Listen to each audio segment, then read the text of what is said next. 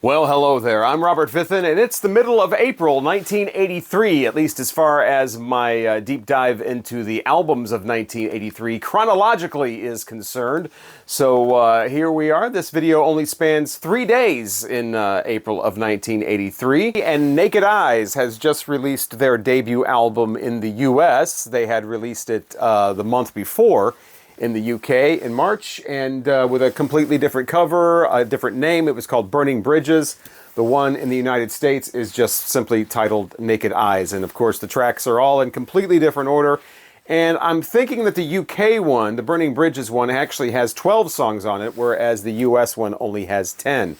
But Naked Eyes, huge all over the video, Friday night videos and whatever, all the video shows with their Always Something There to Remind Me cover song, which at the time, 10 years old, I did not even realize that was a cover. I thought it was their song. And they had their follow-up that was pretty big too, called Promises, Promises. I never really thought that much about, I thought they were okay, as a little 10-year-old. But then I got this album probably in the late 80s, maybe early 90s in the dollar bin, and checked it out and thought the same thing that I think now. This is a pretty solid early 80s pop album. It does tend to rise above a lot of the kind of cold, seemingly anonymous synth albums, some of them that had come out at the time. Even though this is somewhat anonymous in its American version. I don't know about the UK one, but there is no picture of the band. Actually, it's a duo. There's no picture of the two guys anywhere on here. The inner sleeve is simply just an EMI America sleeve, which is one of those plastic sleeves that crumbles apart over time, like those Chrysalix sleeves. I'll just put that right back in there. Yeah, these plastic, they just crumble. Anyway, I need to replace that. But anyway, yeah, Naked Eyes. Pretty solid all the way through. I'm not sure what the other two songs sound like that are missing from this one, but the two guys are named Rob Fisher and Pete Byrne. Not Pete Burns, just one Byrne with a Y. Pete Byrne. He's the vocalist. He's a good vocalist. He comes off as kind of unassuming, but definitely a solid vocalist. And these are solid pop songs. Like I said, a little more full-fledged. A little more in the melody range, very catchy. Some of them are a little more dance-oriented than others. And I found this to be a very enjoyable album. One thing I did notice, though, is that the song Promises, Promises is not the way that I remember it. And sure enough, this is an LP version on here. The one that was on the video all the time and on the radio, the single version, has a different vocal track with some different lyrics and is shorter and a little punchier sounding. I definitely prefer that one. I'm waiting for the line, what does it he say? Something, you can't finish what you start. If this is love, it breaks my heart. That's not on here. He says something about, I'm not your style or your cup of tea or something like that. So the lyrics are completely different. Well, not completely, but there's lines that are different in the two versions. And I definitely prefer the single version. But wish that was on here. But other than that, I have no complaints about this album. This is a solid 4-star album from Naked Eyes, and as far as doing more, they came out with, like I said, one more album after this, which had a song called What in the Name of Love, which isn't as good as some of the other tracks on here. A little faster, a little more dance-oriented. And then I think that was it for them. They were one of those bands that had the 2 albums or so in the 80s, and then they went away and they came back in like the 2000s or something for like one more album or something like that, which I'm not even sure we count that. But so yeah, Naked Eyes, if you see this around, pick it up. It is no longer a dollar album. It is no longer a dollar album that I've found out. It is now more like a $15, $20 album. But decent stuff on here. Could probably do without the sax solo at the end of the album called Could Be. And by the way, these, like I said, are rearranged from the original UK version. But I think the flow of this is really nice. I like the way these songs flow. I think they really did a good job assembling this. I'm not sure how they sound in the original forms, but each side starts off with a hit single, and I just like the flow of this album. So, Naked Eyes debut, definitely one to pick up if you don't have this. If you like just straightforward, very catchy, well done early '80s pop music. From Florida, they are Savatage, and after putting out a couple of EPs, the two brothers, John and Chris Oliva, released their debut album called Sirens on April 11th, 1983, and absolutely rocks. These guys would get more into like progressive metal later on. I was familiar with their Edge of Thorns song. We used to play that on college radio back in the 90s, but they started all the way back in 1983 with this album, well, at least their first full-length album, and this basically just comprises songs from the EPs. But yeah, this is rock all the way through. Not so much progressive rock. There are different types on here. Side 1, you can kind of get more of an idea of where they're going to be going later on in their career with songs like Holocaust and even the opening track Sirens. The vocals definitely have those kind of heavy metal, you know, kind of vocals like that, where it's like this, you know, the demon warrior is coming and the winged serpent. They don't say that, they don't have lyrics like that, but it's that kind of vocal style, especially like I said, on the first few songs on here, side 1. So and then the side 1 ends with this, what could be now the incel anthem called Rage, which is just this absolute audio blast, full speed, and going on about how, you know, no girls like me and I'm in a rage. So yeah, you know, that could be a song for the last 10 years. That seems to be a popular theme with some people online. But yeah, so that wraps up side 1, and then side 2 is where it's a little, it seems to my ears anyway, to be a little more in a straightforward kind of rock arena. Songs like Twisted Little Sister, that's full-on cock rock at this point. And you know, the guys doing this little, I'm surprised they would name a song Little Twisted, or Twisted Little Sister, or Little Twisted Sister, considering there's, you know, obviously there's a somewhat popular band at this point called Twisted Sister, but this little sister is like a roller skating girl. She's all into pain and whatever, and yeah, she's a little twisted in that way, and the guys are completely interested in that. So yeah, that's not about their actual sister. Well, I would hope anyway, judging by the lyrics. You got songs on here like Scream Murder, which is just full-on metal. There's also Living for the Night, which is more of just like a great loud rock and roll song with some great guitar riffing going on in that.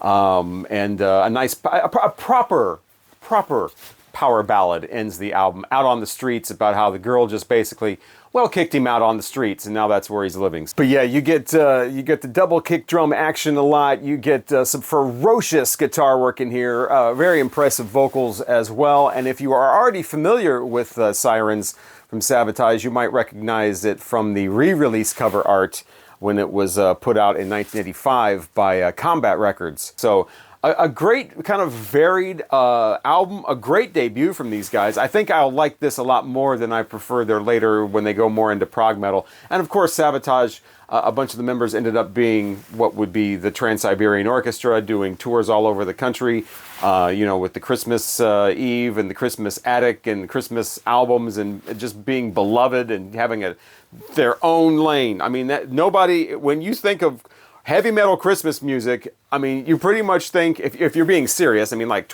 the aforementioned Twisted Sister put out a Christmas album, but as far as like serious, I'm going to Christmas heavy metal, there's a concert, you know exactly who they're talking about. It's Trans-Siberian Orchestra, and it's basically these guys. And I worked with Trans-Siberian Orchestra year after year. They would come to town, do a concert. A lot of it would benefit the Shriners Hospital for Children. And so we get the big, you know, check on stage, and I worked behind, you know, backstage with the guys, got to know them a little bit. Certainly didn't become like friends or anything, but they would recognize, because this was year after year this was happening, so they began, you know, to recognize me and whatever, and just going on stage with those guys and with the big check and, you know, photos and all that kind of stuff. So that was really cool to do that. I did that about 5 or 6 years in a row. And then I would be on stage to, you know, before the concert, to pump everybody up and introduce the band and all that kind of stuff. And so that was really cool to be a part of that experience with Trans-Siberian Orchestra. But I had never actually heard the very first Savatage album until I did this video series. So great to finally hear this. And yeah, this is a 5-star album as far as I'm concerned. You know, probably more of 4.5 stars maybe, but I'll round it up to 5 stars for this. If you like early hard rock metal music, you like little flourishes of progressive metal, but not too much in that lane, then you definitely need to check this out if you've never heard Sirens from Savatage. April 11th, what I call Cold Funk was released on album, and that is Cameo's album called Style. This is where they switch it up a little bit, the band Cameo. You know, they used to be more about the 70s horn, funky kind of stuff, kind of like a Confunction type thing, if you're familiar with that band, or Instant Funk or something like that, where they got the whole horns, they got like 12 people on stage type of thing. Now they're a smaller band and they're more concentrated on like the electro funk type stuff, just keyboards and synthesizers providing everything. It's what I like to refer to as cold funk. Because you know, like hot funk to me is like when you just got, you know, this band and they're just throwing it down and everybody is on the dance floor and it's all hot and sweaty and everybody is just giving it their all, and the band is like tight and just bass heavy and bottom heavy and just, you know, just bringing it. Cold funk to me is like this. It's got that lack of human element. It's just cold, steely, synthesize-y kind of stuff, and that's what this is on this album style.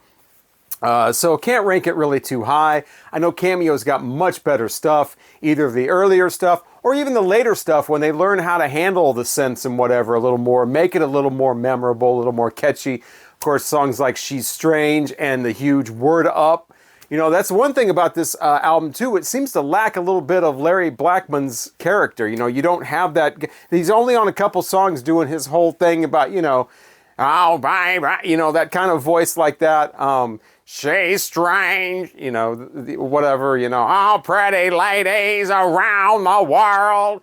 That whole thing. That's not really on this album a whole lot. Other vocalists coming in, because I think they're like a four-piece at this point with 3 vocalists. So, not a lot going on this album. There's a couple of kind of standout tunes on here. First track, not so bad. Title track, Style, you know, it's okay. They got a wild track on here, probably the highlight, where they just let all the synths rip and all the sound effects of video games going on, called Let's Not Talk Slot. That's the name of it. I saw that title, I'm like, what in the world is this going to be about? Well, it's actually going to be about stop wasting your money in the video arcade playing Pac-Man and Donkey Kong. I don't want to say Pac-Man too loud because, you know, it's right behind me. Stop playing all those games, stop wasting your money and put it in the bank. You know, so it's got all the video game sound effects going on or whatever. So that's I thought that was kind of wild to have a song like that called Let's Not Talk Slot. But they do a cover of Elvis Presley's Can't Help Falling in Love. You know, they're not a threat to Elvis Presley doing that, certainly, but it is better, in my opinion, than UB40's. That's for sure. So it's okay, you know, for what it is. A ballad at the end where they kind of let the synths they unplug a few things and let it be a little more human. A love song on the very end of this called Heaven Only Knows, which, you know, isn't marvelous or anything like that, but it is a nice break from the clunky synth kind of stuff that's going on throughout this whole album. Even the cover art kind of looks like a cheap birthday card from 1983. Not a lot going on the cover art at all, just the crayon stuff.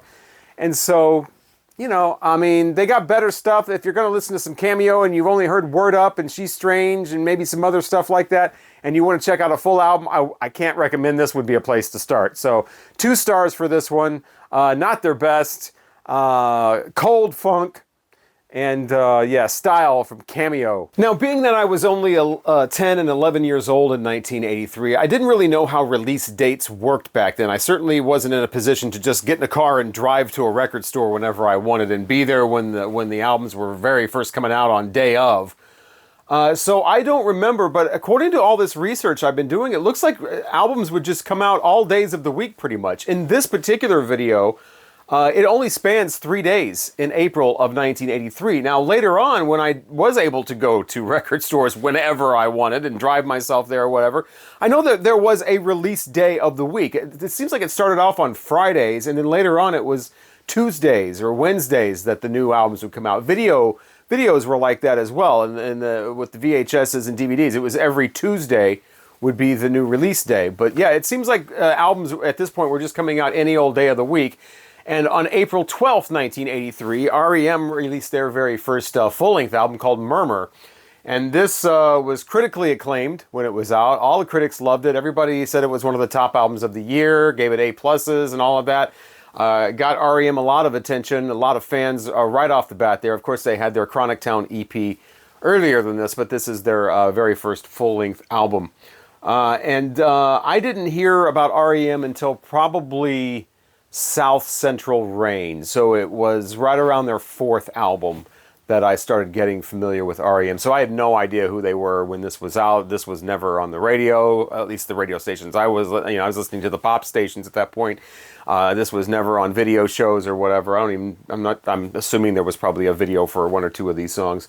But yeah, was not familiar with them at all until much later. So, of course, Radio Free Europe is track 1. Different than the eponymous version that's from the single, from the eponymous compilation. Yeah, it starts off, upbeat, gets your attention, and the lyrics right off the bat, it's like, what is he singing about? All of the lyrics on here are somewhat sort of ambiguous. You don't really know. I mean, at least for me, I listened to like some of the lines. I got to go to bed at 9 o'clock or something like that. We were all just little boys. We were all just little girls. It's like you got to I don't know, try to craft your own maybe idea of what he's singing about in all of these songs. And it can come off as kind of pretentious. Like the song Talk About the Passion, I could see how somebody could listen to that and think that this is somebody who just heard the word combien for the first time and wants to put it in a song. So, it does kind of lend itself to being kind of like, a little self-important with some of these lyrics. But if you just kind of go along with the lyrics, it's like, all right, he's singing about whatever he's singing about. You can enjoy some of the music, and especially at that time, how it sounded completely different than anything else that was going on. Of course, like I said, I wasn't aware of this at the time. But Catapult, great music that goes along with that.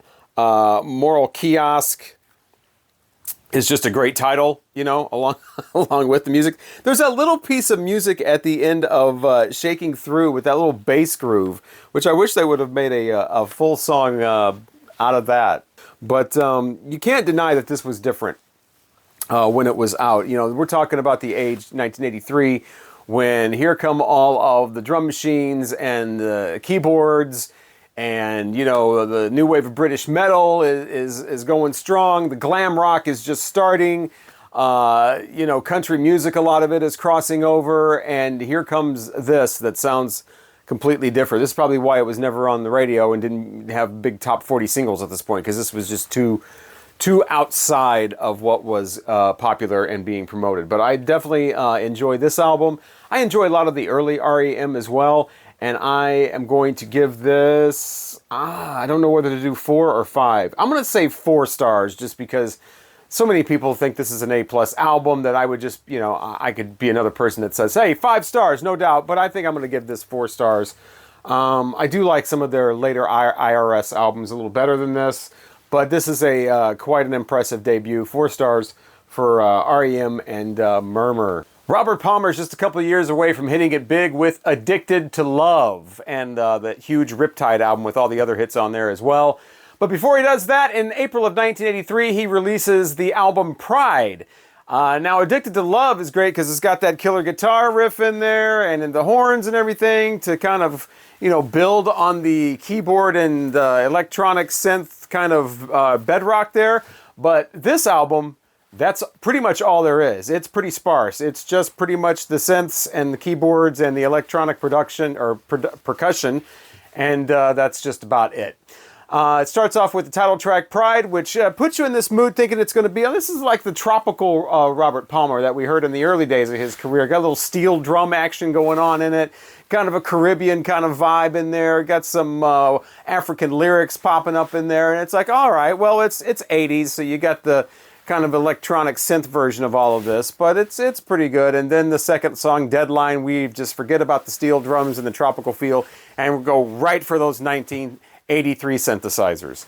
And so that's pretty much what you're in for the rest of the album. It does have a few different vibes going on in here, but it's pretty much, like I said, a lot of synths, a lot of electronic percussion, but you do have the charm of Robert Palmer throughout, so there's that. He's got the track on here called You Are In My System, which is a remake of the club hit from the band The System that was out the year before. He doesn't really do too much else with it, although on this album, it is the most kind of full of effects kind of thing going on here. You got the crunchy kind of grinding keyboard synth stuff, and you've got the the pulsating percussion and things like that. And so it's got a lot of different beeps and bloops going on everywhere. But that's mostly, if you're looking for that and you like a lot of electronic noises belching out at you, then this is the track that you want on there. But I think the most catchy song on here, the most kind of pop song, is called It's Not Difficult. And I found out that that wasn't even released as a single. I think they probably should have released that one as a single. It's very, like I said, very catchy. A little more full sounding than a lot of the other tracks on here. So maybe a missed opportunity with that one. It's called It's Not Difficult. You've got a track on here where it's so robotic that even now the vocal lines are starting to sound like somebody is singing them like while they're literally doing the robot. And it's say you will, say you will. You like my robot there? There are people who can do the robot better for sure. But yeah, say you will, and it's just this very, like I said, just robotic vocal line. The silver gun is at the end. That's like 6 minutes long. It's kind of a droning type of thing going on. You kind of get in this kind of nod. And that completes the album. So this is the kind of thing that might have sounded really kind of cutting edge and, you know, fascinating, new kind of sound. Ooh, it's the hip 1983 sound when it came out. But now it just sounds kind of generic, just kind of, you know, flavorless. But it does, if you've got this on a nice stereo system, it does kind of rock the house. I mean, it does have the real low keys and some of the things, real low synthesizer, kind of a foreboding kind of tone, you know, the pulsating thing.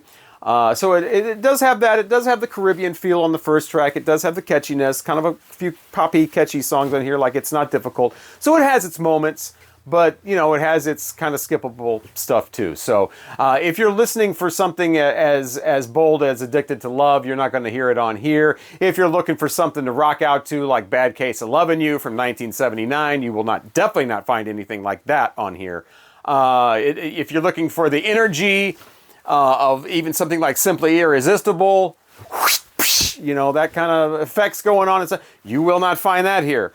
This is more all in the vein of I Didn't Mean to Turn You On, pretty much. If you like that song and just this kind of clunky kind of synthesizer stuff with some really kind of big bottom, equalization going on, then that's maybe this is for you. But I'm going to go ahead and give it 3 stars because, like I said, it has a few moments on there. It is Robert Palmer. Like I said, his charm comes through. But yeah, 3 stars for Robert Palmer's Pride album from April of 1983. So it's April 13th, and the Mary Jane Girls have just released their debut album, or I probably should say Rick James has released the Mary Jane Girls debut album. This is definitely his thing. He is all about it. The Mary Jane Girls named after his song Mary Jane. He's the producer. He plays most of the instruments on here. He is credited with playing the sitar. I don't remember where that comes up in this album, but apparently there's a sitar on here somewhere. I only listened to this a couple of times. It's fairly generic stuff here. It definitely has a side project feel. I think Rick James is definitely keeping his best stuff to himself for his own albums. And this is kind of his little, you know, like if you've seen the movie Purple Rain, where Morris Day is trying to put together a girl group, something sexy, but you know, that kind of, I need some asses wiggling, I want some perfection. That is the Mary Jane Girls. Yeah, this is their debut. I think a couple of singles went to the R&B charts off of this, but nothing really broke through on the Billboard top 10 or anything like that. The biggest one on here was called Boys. It's got pretty elementary, generic lyrics. As most of this is. It is really kind of generic stuff. The first track on here has like that little water glass tapping sound that, you know, that keeps coming up in like the dance stuff in the early 80s and then returns later on when rap starts sampling things, hip-hop starts sampling things. And so that's got that. It's got some little 80s synth going on here, but it's kind of in the background, nothing too overtly cheesy or anything like that. But again, nothing really exciting, nothing that really stands out. And you got to mention it, if it's 1983, we still got the Prince and Rick James rivalry going on. And I think we all know who won that one. Wow. But yeah, so Rick James, you know, he did his thing with the Mary Jane Girls. Prince, of course, doing Vanity 6. And Prince was smart enough not only to give Vanity 6 some better songs, but to put somebody out in front as the main person so that you can identify with somebody in that group. Vanity. And then did the same thing a couple of years later with Apollonia 6. The Mary Jane Girls seem like they're just kind of anonymous. You know, I don't know the names of any of them. I never really got to know. They don't have like these big different personalities. Like here's the shy one, here's the wild one, here's the girl next door one. You know, there's none of that, and I think that would have helped some. If you're just going to have a girl group as be your side project, you got to give them some identity. You've got to give them some better, some catchier music. You got to get something that people can sink their teeth into and really, you know, come away with. And I think that's what happened on one of their later albums, probably their next album, with the song "In My House." That was a big hit. That's, I think, for most people, that's the only thing they care about when it comes to the Mary Jane Girls, is the "In My House" song, which definitely is very catchy, very pop-oriented, and, you know, broke them big, and then they became basically a one-hit wonder. I'm sure there are people out here who love the Mary Jane Girls, and oh my God, every song is 5 stars, and what are you talking about? There's got so many better songs than "In My House" and all that. For most people, including myself, the Mary Jane Girls are "In My House." Pretty much. They might have a couple of other songs on that other album. I don't remember it. Maybe there's another song I'm forgetting about. But this album does not have anything that's really like, oh my God, wow, this is the cut right here, man. Turn this on the dance floor, it goes wild. It's got the really kind of, like I said, basic keyboard rhythms going on, basic drum machine type stuff going on. A couple of ballads on here for the Quiet Storm crowd. And that's the debut of the Mary Jane Girls. Very, very average. And for this series, average equals 2 stars. On April 13th, 1983, the band from Toronto called Anvil released the album called Forged in Fire. The reason I say it like that is because that's how the singer says it. This is one of those metal bands that is all about the metal, at least for some of the songs. And these guys, you know, around this time, they are sharing the stage with doing these huge concert, you know, mega tour things with bands like Scorpions and AC/DC and, you know, Bon Jovi, who, say what you will about Bon Jovi, they were huge at the time. So they're doing all this, and people like are wondering, why aren't they blowing up? Why aren't they selling all the albums that these other bands are selling? Why are they still relatively unknown? You got groups like Guns N' Roses and Metallica saying that they were influenced by them. And so why does no one know about the band Anvil? Oh, I know, teacher. I know. Me, pick me. Because of the vocals. That would be why. The very first track on here, title track, Forged in Fire, and Shadow Zone, the song that's after that, you've got these vocals that are full on this kind of, you know, this warrior of the wasteland type of vocals of metal. And the lead singer, Lips, I don't think can't quite pull it off. The music here is great. This is a very tight band. This is a band full of great riffs, a lot of power, a lot of passion. They know what they're doing. I'm sure this is the kind of thing that sounds great live, but put on record, a lot of this doesn't quite cut it. And a lot of it has to do with the vocals. I don't know. The vocalist, first of all, his name is Lips. And I don't know if if he's reaching too far for what he's capable of, or maybe it just wasn't recorded that well. But yeah, this is basically a cock rock band that's trying to be a metal band, because when they do the full-on the cock rock, they sound a lot more like appropriate, like they're in their zone that they should be in. Songs like "Hard Times and Fast Ladies," which is a ridiculous title. Obviously, it should be "Fast Women," not "Fast Ladies." You know, typical the cock rock type lyrics. But I mean, that sounds more like, okay, we've brought the metal down to more of a kind of mid-level, you know, just kind of singing hard rock, and the guy sounds like he's much more in his element doing that. There's other tracks on here as well that kind of fit that. "Free as the Wind" is a lot better. There's tracks on the second side especially. The second side I much prefer to side one. That's when the band just really lets loose. The vocals are not quite as, you know, kind of the gothic kind of metal kind of lyrics and whatever, and they're more like just singing about real things. I think it works a lot better for them.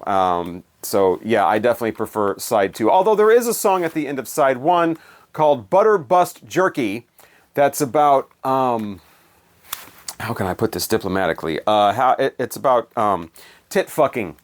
So there's that one. The vocals are really mixed way down in that, so you can barely understand what he's saying. I'm sure this is probably a smart thing to do. We're almost in the age of the PMRC, You know, the group that put the warning stickers on the album, so now you can't sell them at Walmart.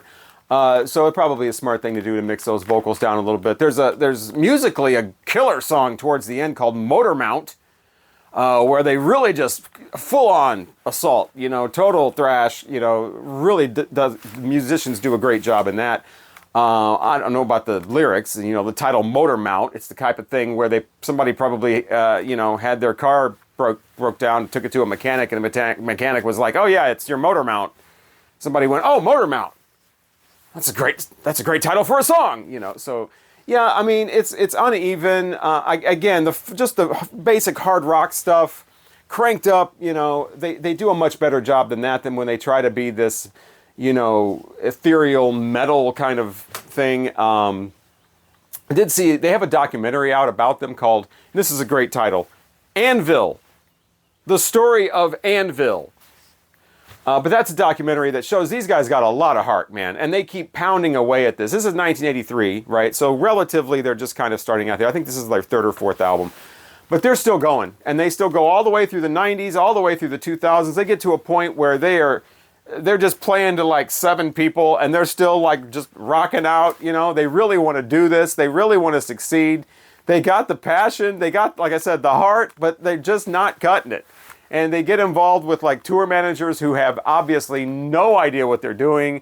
They end up lost in Prague, and they don't get paid for like half their shows because nobody's showing up. And I mean, man, this happens, although, you know, this album is before they realize, you know, all that's going to happen later on. So, man, these guys got the dream, and they're just pounding away at it up until like the documentary ends when they're in their 50s. And they realize that Japan is where it's at. But, spoiler alert. But, yeah, so Anvil, the story of Anvil, says the story of this band. But this album, like I said, is before all of that. You know, overall, a lot of great riffs on here, a lot of great rock music. I'm going to give this 3 stars. And so that is going to wrap up this video. And we're almost halfway through the month of April 1983. And still to come in the next video, I'm going to talk about albums from Violent Femmes and Pulp. And Kaja Gugu is in there as well. So Bad Brains in that next batch. So hopefully you'll check that out. Thank you so much for watching this video and continuing with me on my long journey chronologically through the albums of 1983. I'm Robert Fithen, and hopefully I will talk to you again in the next one.